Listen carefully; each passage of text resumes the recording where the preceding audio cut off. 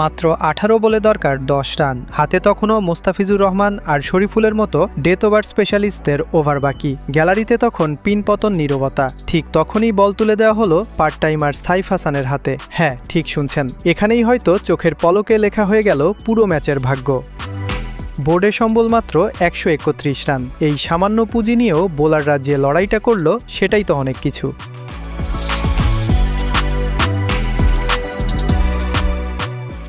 অস্ট্রেলিয়ার Adam jumper ওই magic স্পেলটার কথা ভাবুন তো। মন্থর পিচের পুরোপুরি ফায়দা তুলে প্রথম অজি বোলার হিসেবে ১৫০ টি-20 উইকেটের মাইলফলক ছুঁয়ে বাংলাদেশের ব্যাটিং মেরুদণ্ডটাই ভেঙে দিলেন তিনি। ম্যাচ শেষে তৌহিদ হৃদয় নিজেই আক্ষেপ করে বলেছেন, আমরা ব্যাটিং ইউনিট হিসেবে ফেইল করেছি, অন্তত ১৬০ থেকে ১৭০ রান করা উচিত ছিল। কিন্তু তারপরও ইনিংসের তৃতীয় ওভারেই শরীফুল যখন জশ ইংলিশকে ফেরালেন, মিরপুরের গ্যালারিতে তখন খাদের কিনারা থেকে ঘুরে দাঁড়ানোর নতুন স্বপ্ন।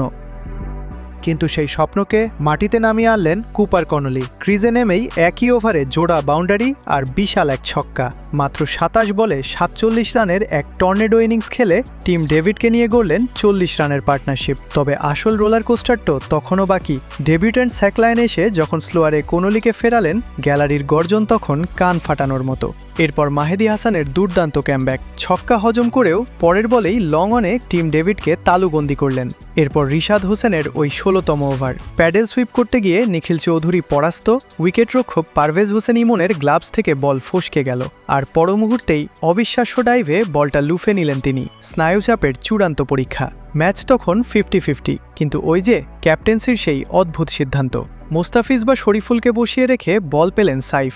এক ওভারেই ৭ রান দিয়ে অজিদের চাপ একদম হাওয়ায় উড়িয়ে দিলেন। শেষমেশ এক্সট্রা কোনো ড্রামা আর হলো না। ১৯তম ওভারে সাকলায়নকে ব্যাকফুটে পাঞ্চ করে বাটলেটের সেই উইনিং বাউন্ডারি। ৪ উইকেটের জয়ে সিরিজে ১-০তে লিড নিল অজিরা। মিচেল মার্শ ঠিকই বলেছেন, ৩ ম্যাচের সিরিজে তারা এমন নিখুঁত শুরুটাই চেয়েছিলেন। ১৩১ রান ডিফেন্ড করতে গিয়ে বোলারদের এই মাইন্ড গেম আর শেষ ওভারের স্নায়ুচাপ যদি আপনারও অ্যাড্রেনালিন বাড়িয়ে থাকে, তবে ভিডিওতে একটা লাইক দিয়ে স্পেশাল আমাদের এই স্পোর্টস আড্ডার সাথেই থাকুন। ম্যাচ শেষে প্রশ্নবিদ্ধ ক্যাপ্টেন্সি নিয়ে সোশ্যাল মিডিয়া যখন উত্তাল, হৃদয় তখন শুধু পরবর্তী ম্যাচে ঘুরে দাঁড়ানোর কথাই বললেন। কিন্তু হাতের মুঠোয় থাকা মুস্তাফিজ শরীফুলকে বসিয়ে রেখে পার্ট টাইমারকে বোলিংয়ে আনা নাজমুল হোসেন শান্তর মতো শেষ বল পর্যন্ত লড়াই করার জেদের অভাবেই কি আজ ম্যাচটা অজিদের হাতে তুলে দিল বাংলাদেশ।